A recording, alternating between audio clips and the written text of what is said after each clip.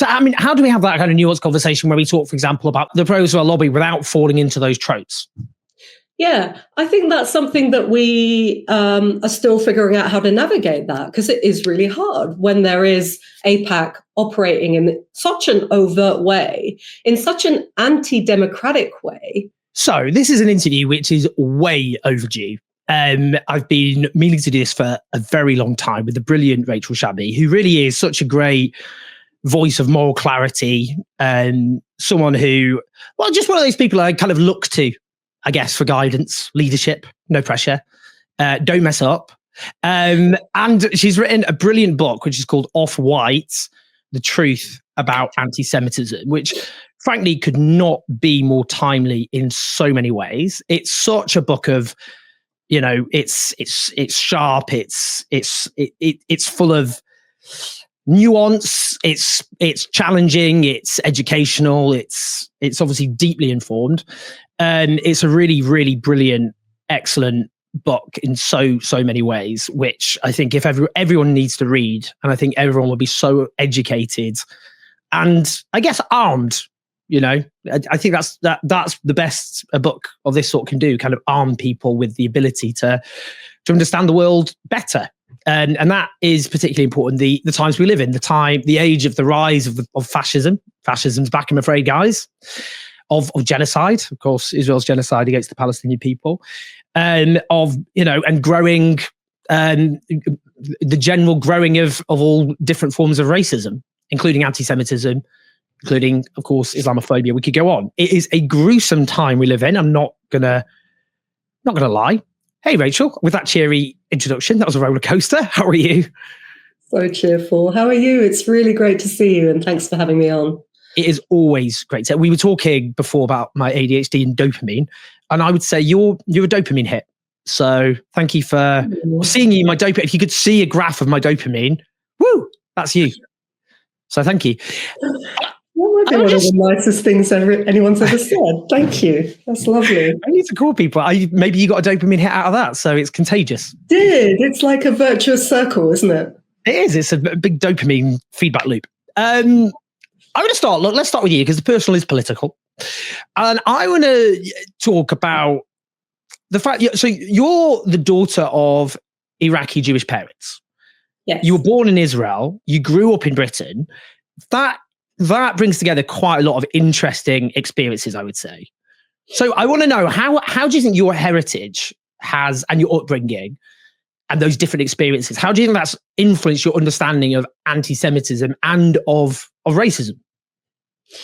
Yeah, thanks for the question. I'm really grateful to my parents because I did learn a lot about the world and geopolitics and lots of other things through them and through hearing their experiences. So exactly as you say, they both Iraqi, reached adulthood in Iraq, and then I don't think they would self-define as Zionists. We can get to definitions, but they didn't arrive to Israel in that context. They were part of a mass exodus of Jewish people who left Iraq in the early 50s.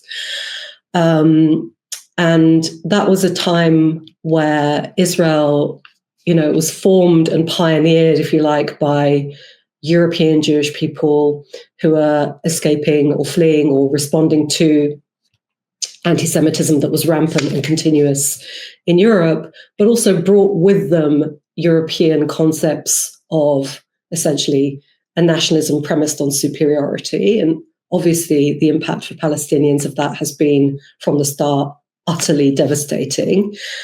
And at the same time, for Jews who came from Muslim and Arab countries, which actually is the majority of Jewish people in Israel, they experienced that also as a discrimination, as an erasure of culture and identity in a country that wanted to be European.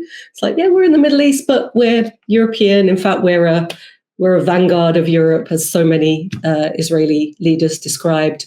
And it produced a sort of whitewashing and erasure of Arab Jews, like my parents, and consigned and created a socioeconomic class of Arab Jews that were lower as a product of all those expectations, low expectations premised by prejudice that resulted in unequal distribution of economic resources. So on top of that, they then came to the UK in the 70s. I was born in Israel. I arrived in the UK as a toddler and was raised in a market town where, I mean, there wasn't really much of anyone who wasn't white, sort of Anglo-white.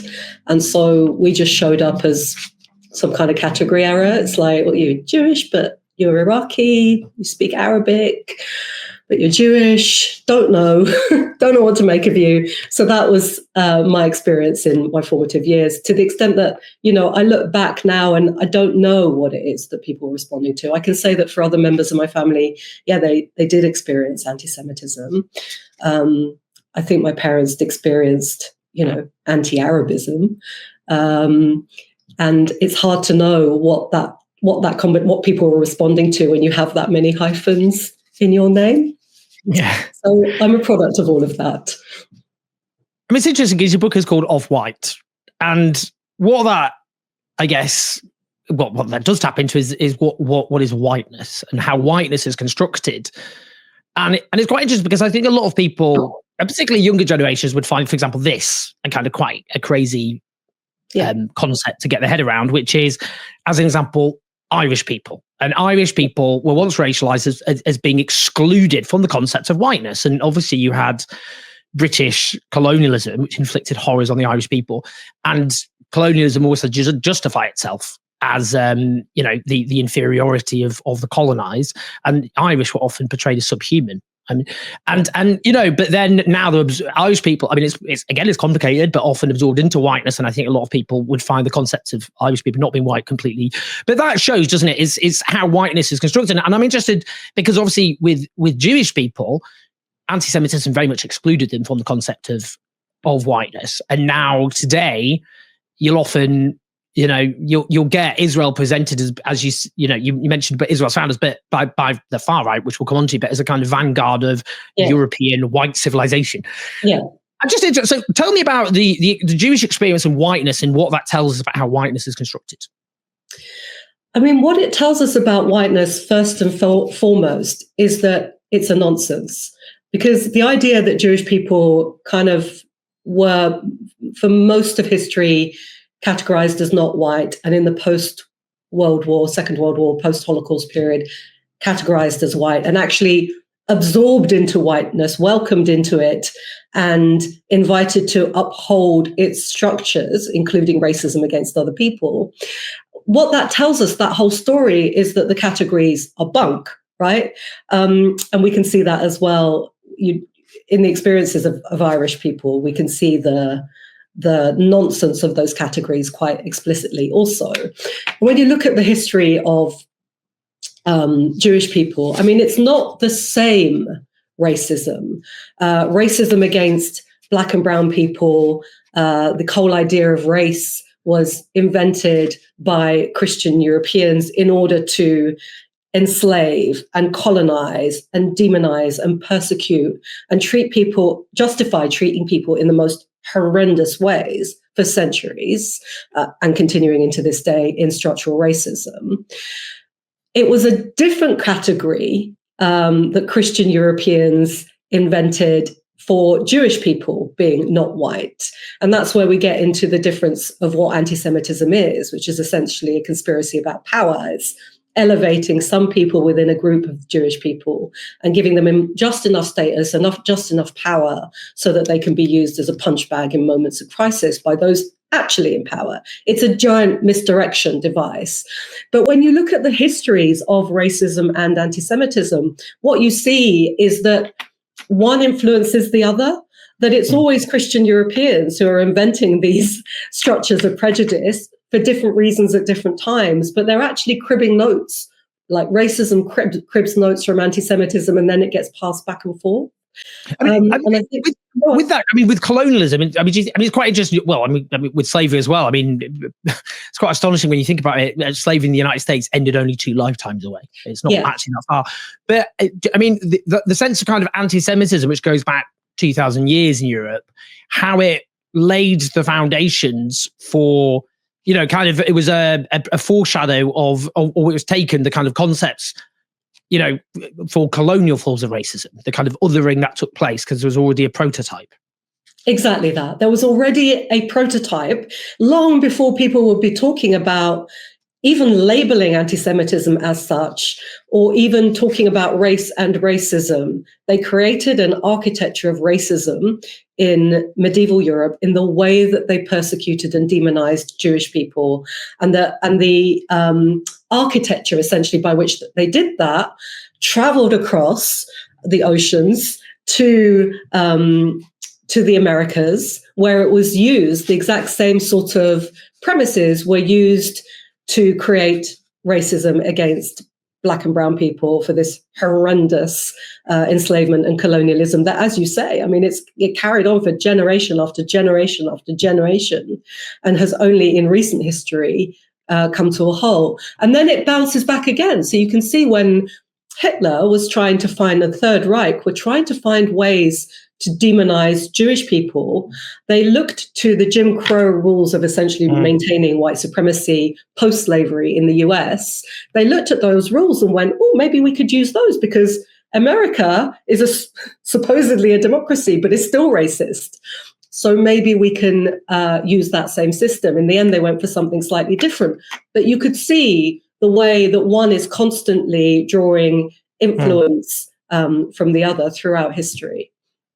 It's just showing kind of nature of, again, of I guess, what is whiteness and what is not, because the Nazis were in alliance with Imperial Japan. So they sent pseudoscientists to establish the Japanese as a long lost Aryan tribe. It's quite interesting. So, I mean, in terms of, I guess, in terms of, when the left today often talk about systemic racism, it's often this idea of prejudice plus power, and this look at systemic racism in terms of who is arrested, who is more in poverty, unemployed, suffering because of the economic system, who is more likely to be incarcerated. And that can therefore, exclude the idea or a lack of understanding of anti-Semitism. So can you talk about that and why that can lead to blind spots, but actually why, obviously, it's important to build that solidarity against all forms of racism? Yeah, I think that's a really important question, precisely so that we can actually understand and tease out that there are differences. And there's huge caveats. Jewish people, Black and brown, and Jewish people of color will have a very different experience. People who are visibly showing up as Jewish for either religious or cultural reasons will have a very different experience. And there was a survey a few years ago that was the most sort of widespread survey about racism that did find that Jewish people were coming high in categories of structural discrimination in areas like education and housing and health. However, all of that is true. And at the same time, I think it's fair to say that by and large, Jewish people who show up, look like me, are not going to be dealing with structural and systemic discrimination from the moment they leave their house, right? That we're not going to encounter discrimination in things like housing and healthcare and all the systems, policing. I'm not going to get followed around a store, right? All the systems, and including all the weird prejudices that people are projecting onto Black and brown skin all the time, every day, all day, every day, right? That's not going to be the experience, with all those caveats that we looked at in the beginning. But that's largely because of two things. First of all, Jewish people were absorbed into the category of whiteness post-Second World War. And we can look into why and how that happened, i.e. it was just as much about what Western powers needed from that equation. But the other thing is that the whole point of anti-Semitism is that it is a conspiracy about power. So it's not going to show up in the same way. The whole point of it is a misdirection. It's a conspiracy of who actually is, pulling the strings, controlling the world, controlling governments. And so by its nature, actually, Jewish people would need to be privileged. You would have to be privileged in order to be running some sort of conspiratorial power racket.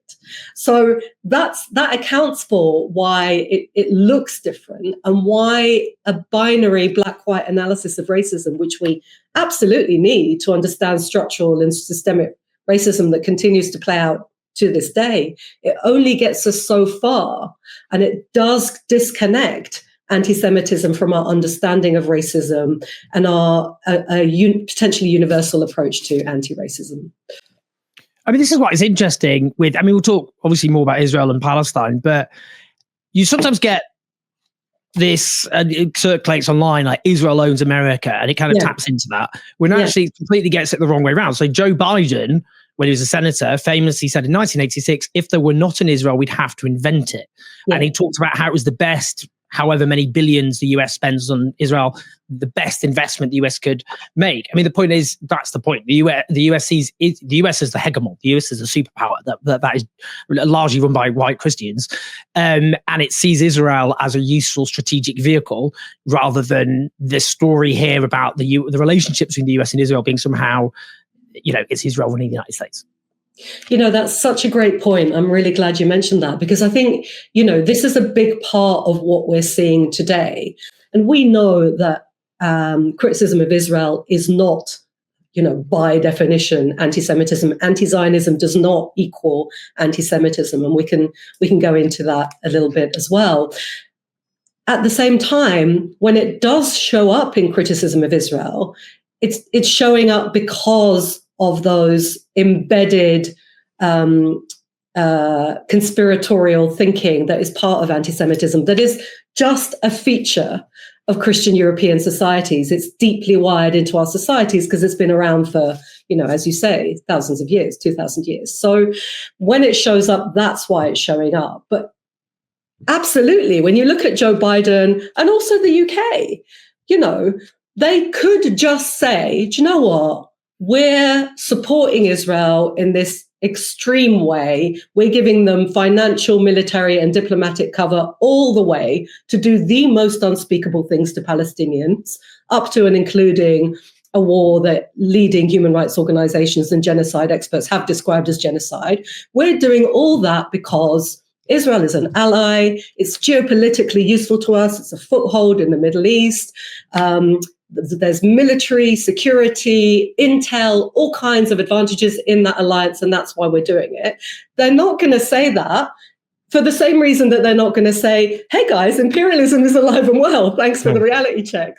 They're not going to say that. But instead, they say, right to self-defense and Jewish safety and all those things. And it does, therefore, fuel this idea of, wait a minute, why does Israel get to do whatever the hell it wants? Why is Joe Biden saying, boo-hoo-hoo, I tried to stop Israel, but I just can't, as though he couldn't have stopped it with a phone call? Why is Jewish safety deemed to come at the expense of not just Palestinian safety, but the right of Palestinians to not experience this ongoing daily violence? And those questions are going to potentially feed into conspiratorial frames of understanding, a misdirection of where the power lies, and this idea that Israel is somehow directing Western foreign policy, as opposed to being a client state, first and foremost, of the US. So, how do we have that kind of nuanced conversation where we talk, for example, about, take AIPAC being the main pro-Israel lobby in the United States, which is obviously very well funded and is spoken about there by, obviously they try and get rid of, Congress people on the Democrats who have shown solidarity with the Palestinian people. Yeah. We talk about the pro-Israel lobby without falling into those tropes. Yeah, I think that's something that we are still figuring out how to navigate that, because it is really hard when there is AIPAC operating in such an overt way, in such an anti-democratic way in the US, where it is actually taking out candidates, like from the election, not in a gangster way. Well, the way things are going, who knows, eh? Let's not joke about that. Give them ideas. But, they're using sometimes funding that's coming from Republican donors in order to do that. And if that's not anti-democratic, I don't know what is, right? But our complaint there is with the idea of any lobby, the Israel lobby, the pharma lobby, any lobby, having the ability to exert that much influence on democracy in a fundamentally undemocratic way. That's about money, any money, distorting politics. But at the same time, we do have, I think we do need a frame of analysis that says, actually, who is it that holds the power in this dynamic? Whatever AIPAC is actively doing and or boasting about doing, why is this still carrying on? Why is American foreign policy such as it is? And, I do think many people who talk about the Middle East, who talk about Israel-Palestine, do have this important geopolitical context of, Israel is the client state. But I don't think we do it enough. I think part of the reason we don't do it enough is precisely because there's such an urgent, the anti-democratic nature of it is so urgent. I think the other reason is that so many people are being hit in real material ways by accusations of anti-Semitism. And, AIPAC and these other organizations are at the source of so many of these accusations. And people are losing careers and livelihoods and reputations by these fake accusations of anti-Semitism, and the stress of having to deal with these claims, sometimes legally. And that's taking up all of our bandwidth because we have to push back at that to the extent that there's actually nothing left over to talk about anti-Semitism in a constructive way, and also bring in much more of this geopolitical analysis that we need that will build a firewall against, anti-Semitism coming into our movements. Which is why we need systemic analysis, not conspiratorial analysis. And conspiratorial analysis always enter anti-Semitism. Just something to pick up on. So you mentioned this about how anti-Zionism is construed as anti-Semitism, up to and including an attempt, which is clearly accelerated since the genocide began, to exclude anti-Zionist, non-Zionist Jews from the category of Jewishness altogether. And you saw there was I think it was the former the editor of Jerusalem Post, something like this, who wrote a hideous editorial which attempted to basically excommunicate Jewish people who objected to murdering Palestinians. What's your response like when you hear, anti-Zionism, and that is the people will put it as bluntly that anti-Zionism is anti-Zionism is anti-Semitism. That's what they'll say, and they'll include that. They'll include Jewish people in that. What's your response to that? Yeah, you raise such an important area here, and all that talk always reminds me of Rudy Giuliani, who's the former attorney to Trump. And at one point he said about George Soros, the Jewish billionaire philanthropist, Giuliani, the Roman Catholic, said, well, Soros isn't really Jewish. I'm more Jewish than he is. And I'm like, oh, wow, that's like the peak. That's the peak of where this goes, where Jewish is essentially an ideology that a Roman Catholic can have, but a Jewish person is denied. That's really sort of through the looking glass. The thing about it is that it doesn't actually reflect the polling. So when we look at the latest from the Institute for Jewish Policy Research, it is true that a majority of British Jews do still describe themselves as Zionists, self-describe. We don't really know for certainty what is going on there. I mean, when a Palestinian talks about Zionism, clearly they're talking about a European Jewish ideology of settler colonialism, and their experience of that has been from the start ethnic cleansing, dispossession, exile, violence, ongoing daily violence of a military occupation, the ongoing daily violence of an apartheid system of rule, so described by leading human rights organizations, including Israeli ones, and now a horrific genocidal war. It's not clear, and it's probably worth checking, that people who are self-defining as Zionists in the UK are basically saying, "Oh yeah, I'm okay with all of that." Right?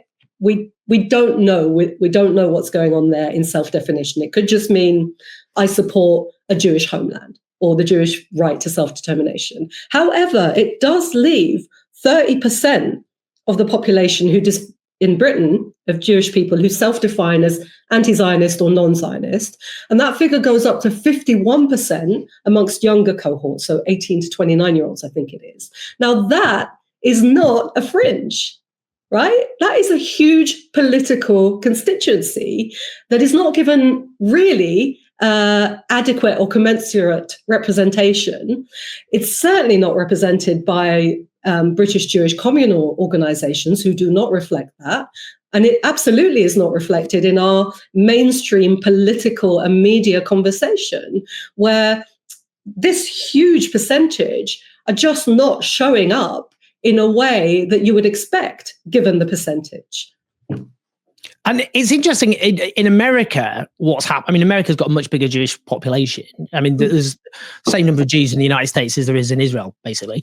And there, I mean, a poll, which was done, I should say, by a right-wing think tank in the middle of last year, so a long time ago, actually now, showed 30% of Jewish Americans thought Israel was committing genocide, which rose to 40% amongst those under 45. So there's a shift going on, isn't there? I think it's a really significant shift for British populations in the diaspora generally. We see it in a pronounced way in the US. As you say, the Jewish population there is larger, more confident, very much absorbed into whiteness in a very overt way in the post-World War era. I think there are specificities that make that story slightly different in the UK and also other parts of Europe. But the point remains, as you say, we are looking at a significant fracturing of diaspora Jewish communities because it was happening anyway. It was certainly happening over the last couple of decades as Israel has become more and more overtly right-wing, ethno-nationalist, more and more violent in its manifestation of that, violent towards Palestinians. So that has been a trend, but the last 15 months have really accelerated it, obviously because people are so appalled by what's happening in Gaza, by this genocidal war and the terrorizing of Palestinians that we've been seeing on our screens. And that has had a significant impact. And again, I don't think that discussion is particularly being reflected, or the way that it's not really showing up in our political mainstream. There's something I want to ask before I talk about Israel and Palestine at the moment, but and the kind of, I guess, the far right and their relationship there. But I think it's such an egregious example, which is, I guess has wider implications and things. I just want to hear your thoughts on it, which is Germany, the German state. And my favorite, I'm disentangling the German people, the German state here, just to be clear that they can sit down. So just shut up. But in Germany, there's this phenomenon where Jewish Germans have been disproportionately targeted for speaking out against the genocide in Gaza. In fact, you've got one. I'll just give you two examples. One of an Israeli German who said that I'm literally being called anti-Semitic by the grandchildren of SS officers. But another is Yuval Abraham, for example, who is a brilliant Israeli journalist who's done so much to expose the horrors currently taking place. People should read Plus 972 magazine, which is an Israeli-Palestinian outlet, which has done incredible stuff on the horrors going on at the moment. And he's done this film with a Palestinian about in the West Bank, the Israeli attacks on his community. Mm-hmm. And he went to Berlin, did a speech, and then German politicians who were not Jewish called him anti-Semitic, to the extent where he was enveloped in death threats. It's just so Orwellian, it's like the world turned on its head. So I'm just interested in, just that as an example. Good old Germany. I mean, it's horrific. It's horrific. And the lack of self-reflection in reaching that point, right? Where the German state has reached that point where that's the outcome for an Israeli Jewish person, and just the lack of self-reflection over that. I mean, it seems to me that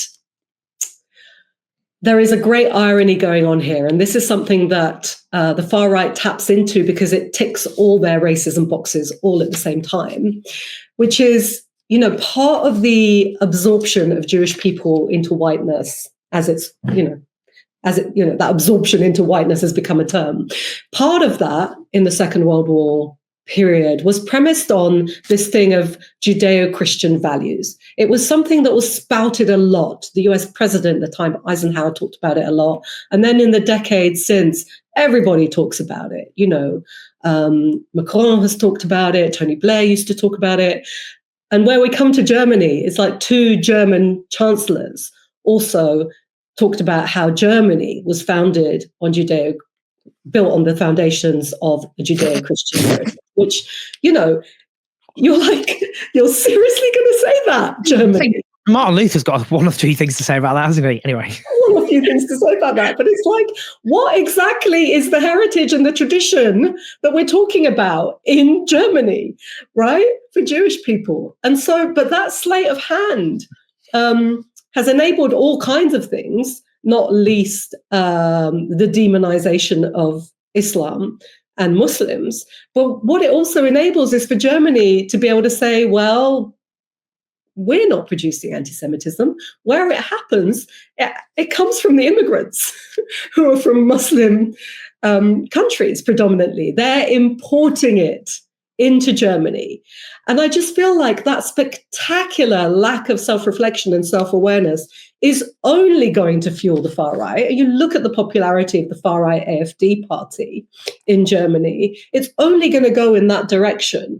And it just seems to me that whole hyphen of Judeo-Christian not only is demonizing Islam, not only is erasing a centuries-long tradition, which is Judeo-Islamic, but is actually facilitating a lack of self-examination and a real connection and understanding of the legacy of anti-Semitism that Christian Europe produced, and a real reckoning and accountability with that in a way that doesn't knee-jerk translate into support for Israel. That's not helpful for a gazillion reasons, but it's also not helpful when it comes to understanding anti-Semitism and the legacies of it and the imprint of it in Christian Europe.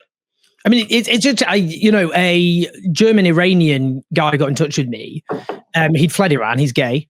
And he said he posted in support of a ceasefire and then was targeted by non-Jewish Germans who subject him to horrendous racist abuse, go back to your shithole country, saying Islamophobic, horrible stuff, and tried to pin an Israeli flag on the door of the shop he worked in. And it's just interesting because I spoke to a Jewish German journalist. He said German nationalism, unlike, I'm just hearing you think about this, German nationalism, unlike other forms of nationalism, because its base has got so discredited, it gets almost a permission slip from Israel to act out in ways which, in France are seen as far more permissible. Including kind of what you talk about, the kind of racist disciplining of, for example, Islamophobia. So, which is they're all a bunch of anti-Semites, they're Muslims, which is why I'm just interested in your thoughts on that just general thought of what he was talking about there. I mean, that sounds horrendous for him on a personal level. That just sounds absolutely appalling, that whole trajectory and where that ended up. And actually, I think there's a lot of Muslim and Arab communities in Germany who would have similar experiences in terms of just the racist way in which they're treated and how almost anti-Semitism is used against them because they're Muslim and Arab. And I think primarily that is a horrendous situation for people experiencing it. At the same time, it produces this horrendous division between Muslims and Arabs on one side and Jewish people on the other side, notwithstanding the category of Arab Jew, of course. And it makes it look as though the end result of that is, if you are speaking out about anti-Semitism, if you're claiming performatively to tackle it, as the far right does, as Germany does, as Western leaders do. And you're using it alongside your Islamophobia and your racism and your rampant anti-immigration policies, as we see across the board in the West, including Germany. If that's the case, then what you've done is you've made tackling anti-Semitism actually look racist. You've made it look like a racist thing, because it's not actually connected to a sort of universalist understanding of racism. It's also being used, claims of anti-Semitism, to give cover to the most appalling anti-Palestinian racism of Israel. And so we have to deal with that. We have to deal with that as progressive anti-racists. And what do we do in that environment where tackling anti-Semitism performatively is challenged by the right wing to the extent that it looks like a right-wing thing, and it is used to attack other racialized minorities? How do we operate as anti-racists who also want to tackle anti-Semitism? How do we operate in that space? I mean, Donald Trump's a really good example there, because he said lots of clearly anti-Semitic things, including suggesting Jewish Americans are disloyal, and not least because they don't support Jewish Americans don't support Donald Trump overwhelmingly. Jewish Americans have never voted for a Republican candidate, and majority, that is.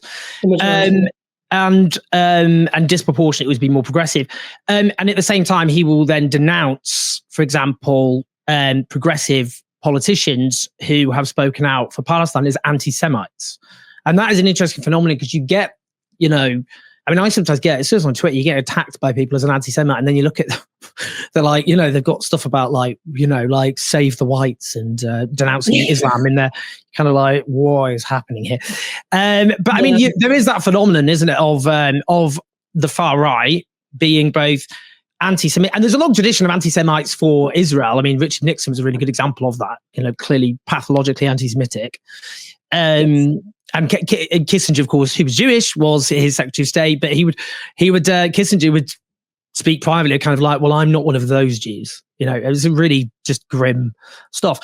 I mean, so what do you think about that? The kind of use of the way the far right talks about anti-Semitism when they are the heirs themselves of the people who are obviously extremely, anti-Semitic, define them, and they're still riddled with anti-Semitism. I mean, yeah, it's a grotesque affront and should be resisted in every way. And at the same time, you look at it and you think, right, well, you've found yourself a perfect wedge, haven't you? This pro-Israel anti-Semitism that they're doing essentially allows them to, it's the perfect cocktail of racism. It mobilizes every bit that they need to mobilize. It places Israel in this clash of civilizations narrative that they absolutely love, where Israel is this European construct. And it has to be said that Israeli leaders in the past have certainly articulated, past and present, certainly articulated in these terms, like a villa in the jungle being the supposedly uncivilized Arab world. So for them, it's like perfect clash of civilizations narrative. And it means that they get to demonize Islam and Muslims and migrants, and at the same time pretend to care about anti-Semitism, and thereby rehabilitate their political fortunes by saying, hey, we're not anti-Semitic anymore. Look at us. We're, here's a picture of us shaking hands with Benjamin Netanyahu. We love Israel. Here's the Israeli flags. How can we possibly be anti-Semitic? So it rehabilitates these far-right anti-Semitic parties who have not just an anti-Semitic past, but, contemporary versions, Holocaust revisionism, massive anti-Semitic election campaign run by Viktor Orban involving George Soros, who we spoke about earlier. They get to rehabilitate themselves, mainline their primary ideology at the moment, which is Islamophobia, racism, and migrant bashing. And they get to do it all while performatively claiming to speak for Jewish people and to care about Jewish people. And the whole thing is just such a disgusting cocktail. It has to be said that some Jewish people, notably you look at communities in France, are attracted to that. And we have to look at that and look at the reasons why. But at the same time, we also have to remember that the far right, who are claiming to care about Jewish people, are not actually tackling anti-Semitism either. They're just pretending to. I got some empathy there, which is I think, I can't remember which election it is, but a third of married gay couples or something, voted for the far right in France. You just look at that. Wow. It's. I mean, there's lots of differences, but there's clearly similarities. Just in terms of, just talking about Israel in terms of, you mentioned, of course, how, you've got the majority of Israeli Jews are actually Mizrahi Jews, as you pointed out, from Arab countries, but then, there are others who've obviously fled European persecution. And that just the concept, it's a slightly cliche question maybe, but how people whose history has been one of persecution, how people can exact terrible persecution in others. I just want to read this from Israel's communication minister, Shlomo Karhi, yesterday. And he was referring to, in support of Trump's ethnic cleansing horror. And he tweeted it, specifically let hell rip loose if the ceasefire falls. And he tweeted this: when dealing with a Nazi terrorist organization, one must be prepared for such violations. Hamas thinks it can gamble on the lives of our hostages, a grave mistake. No more games. The response must be exactly as President Trump has suggested: completely halt humanitarian aid, cut off electricity, water and communications, and use brutal and disproportionate force until the abductees return. At the same time, clear Gaza of all uninvolved, in quotes. The immigration plan must begin immediately. It's time to open the gates of hell on Hamas, and this time without any restrictions on our heroic fighters. And it's just interesting because he's there, you just look at it, the kind of, that rhetoric is so extreme. Yeah. And it's just the horror of that. And he's invoking deliberately the experience of Jewish people at the hands of the Nazis in order to kind of justify just unbelievable horror. And I'm just interested in that, because that's you even got that to you got Holocaust revisionism from Netanyahu, which was along the lines of Hitler was convinced by Palestinians to commit genocide against Jewish people, that kind of thing. But that is invoked in Israel. That's tapping into, is an attempt to tap into collective trauma in order to justify just unbelievable barbarism. It's horrendous. That's such a chilling thing to say for what it actually means in practice.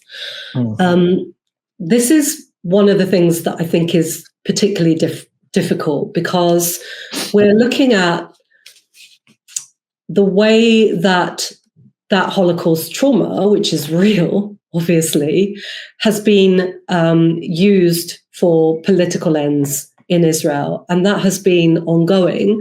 We're seeing very extreme and overt examples of it now in the last 15 months post October 7. Those parallels are constantly made, as though Jewish Israelis are still, in Russia, pale of the settlement and don't have any power and are experiencing regular pogroms, as opposed to living in this hugely powerful, nuclear-armed key ally of the West that is backed to the hilt diplomatically and militarily, and is therefore, it's not the same. The idea that it's the same is so outrageous. It's so offensive to every single person involved in that equation, Palestinians, but also people who did actually have family histories of persecution in Europe.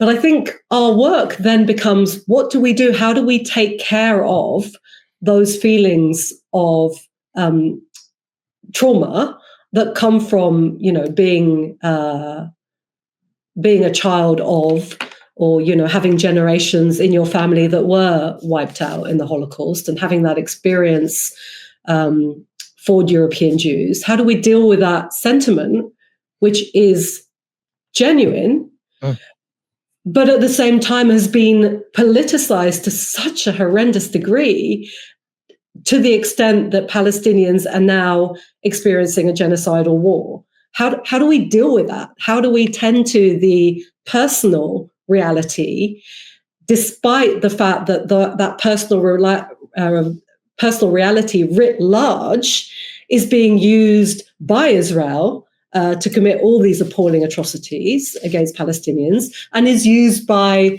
Western governments who are allied to Israel to explain away the alliance or to justify the alliance. And I think that is a really difficult question. I think that that's something that, people are not doing or are struggling to do, but that is the terrain that the progressive anti-racist left could look at going into and reclaiming in some way. Because if we don't, then it will just keep giving oxygen to the far right and to, the rampantly pro-Israel supporters as well.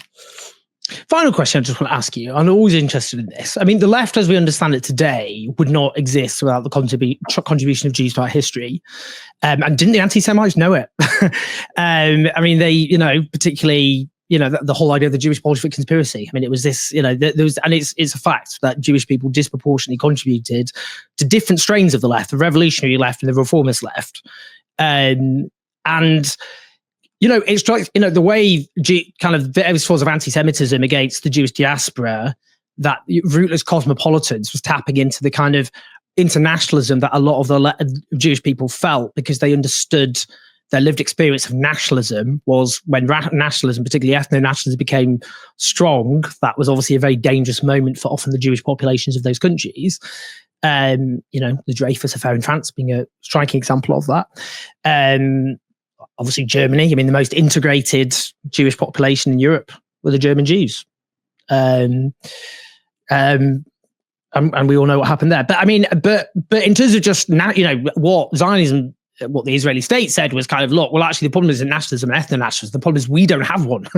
And that obviously then went to war with that tradition. But that tradition's that tradition you can see is very strong, and you can see that, the US, the pro-Palestinian movement, the number of particularly younger Jewish Americans involved and actually with leading positions is very striking indeed. So I'm just interested in that tradition and how it, for the left, it really is such a central tradition, and it was always one of humanism, of empathy, of solidarity, of revulsion at injustice. And just how you're very much part of that tradition. So just interested in that tradition, the strength of that tradition, how it endures, and actually in lots of ways, how it's resurging, I think. Yeah, the resurgence is really interesting. I do want to talk about that. I think one of the things about the whole erasure of the experience of Jews from Arab and Muslim countries is the erasure of the political organizing of those groups. So when you look at Iraqi Jews, for instance, at that time of nascent nationalisms where, Zionism was being formulated as an ideology in Europe by European Jews as a response to European anti-Semitism. At the same time, we saw Arab nationalism. So when we look at it in Iraq, it was trying to shake off the yoke of British colonialism that was, in that sort of colonialism by remote in the shape of a mandate. So it was Mandate Iraq.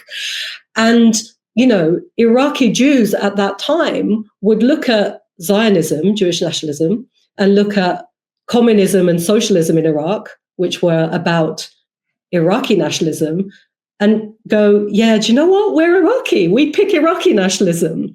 And so there were more of them who were communists and socialists than ever were attracted to the Zionist movement in those early decades. And I feel like that whole history, we see iterations of that in North Africa as well, where the colonial power was French. That whole narrative is something that has been pretty much memory hold about Arab Jews and their lives and their experiences in those countries. I think what you say about the current iterations is really true, in the sense that one of the things that I and a lot of people really found a rare moment of hope in the last 15 months is to see Jewish leftists, particularly we saw this in the US with groups like If Not Now and Jewish Voice for Peace, but we also see in the UK with Na'amod, they would integrate their anti-racism and their Palestine solidarity with Jewishness, with Judaism and Jewish values, and seeing them do that, seeing them synthesize all that into a way of being Jewish leftists with all their values coherent and consistent and interwoven, I found that incredibly inspiring. And I know a lot of other people did too. Amen to that. Well, you're very much part of that tradition, and your book is part of that tradition. It's a brilliant book. It's so educational. Everyone needs to read it. And it really will sharpen people's understanding of racism, of anti-Semitism, of solidarity, which I think is so key to your politics and fundamental to what the book talks about not allowing those who suffer racism to be divided to the benefit, of course, not least at a time of the ascendant far right. They would love nothing more than that. Yeah. So everyone do get a copy of Off-White. It really will, I think, be so eye-opening and educational for so many people. It really has been for me, as Rachel has always been. So do press like and subscribe, and leave comments. Good for the algorithm. Therefore, more will hear Rachel's brilliant wisdom. But Rachel, honestly, it's always an honor. Thank you so much. It's so nice to speak with you, as always. Thanks for having me on. No worries.